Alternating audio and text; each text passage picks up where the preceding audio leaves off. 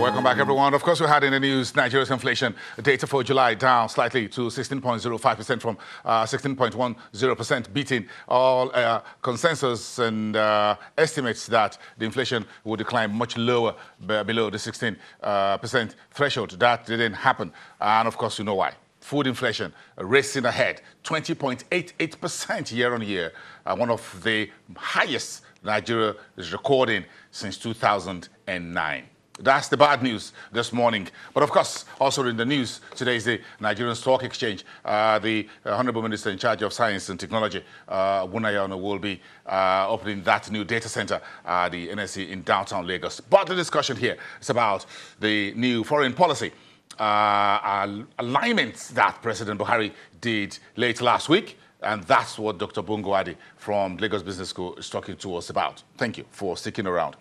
Some of our viewers are sending some tweets and reacting, making comments on what you said. Ipe Musa says the discussion with Dr. Wadi on corruption fight revolves around issues of the law as an instrument of social engineering.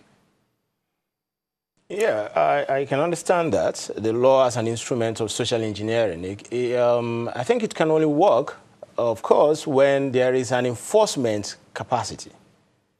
So it's not just about the law, it's about enforcement. All the institutions around enforcement. Enforcement. I guess I understand that because I remember the president said after signing that he hopes all the MDAs involved in the entire gamut of this will cooperate, work together to make this work. Bring back the money, make sure you extradite people and things like that. We hope all that works. Okay, but let's move on because the president also says part of that we've shown on our viewers says that he hopes that the instrument he signed will boost our economic and tax regimes and or improve the overall well-being of our creative community. So he was talking there to the world of intellectual property. So when you look at this industry, and you said at the early part of this discussion that what we started was basically no protection. But I was happy this morning, and I saw in one of the dailies that the Copyright Commission has seized intellectual stolen or pirated assets worth about 1.22 billion naira. You think that's a good way to move things up? Yeah, I think it is. I think it is. But again, we need to understand where we are coming from. I think when it comes to that industry, we have gotten to the point where we need to begin to formalize and enforce all the rules. But then, like I mentioned in the beginning, we started off without having any of these things. And then it didn't stop the industry from growing. Right now, for instance, Nollywood is the third largest film industry in the world. Okay?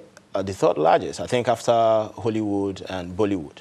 Then you have Nollywood. So it has grown despite all those challenges. But at this point, I think it is important to protect, the creative capabilities of individuals, because that is what will create the incentive for people, again, to be more productive. The last administration, the Jonathan's administration, would the Nollywood and the entertainment, whatever industry, with about 3 billion or some money there, yes. I remember, that they put on the ground. Then the Buhari's administration, the Minister of Information, a few weeks ago was talking about perhaps, I think, about $1 million or so money that they are also working with the creative industry. Then they get in the Bank of Industry to also get in bed with those in the intellectual world.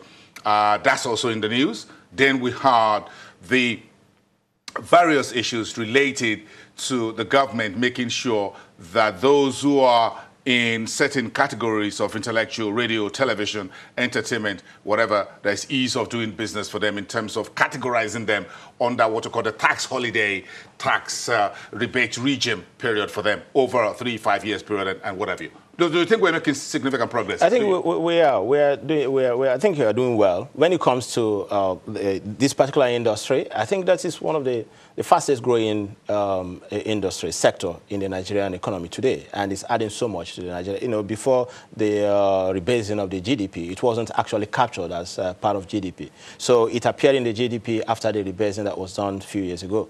So. And then we have seen how fast it's growing, and then how much job is being created in that sector. So I think it can use any incentive that government can deploy right now, because it seems, in the death of manufacturing and other areas, it seems that that sector seems to be the best bet for Nigerians in terms of job creation at the moment.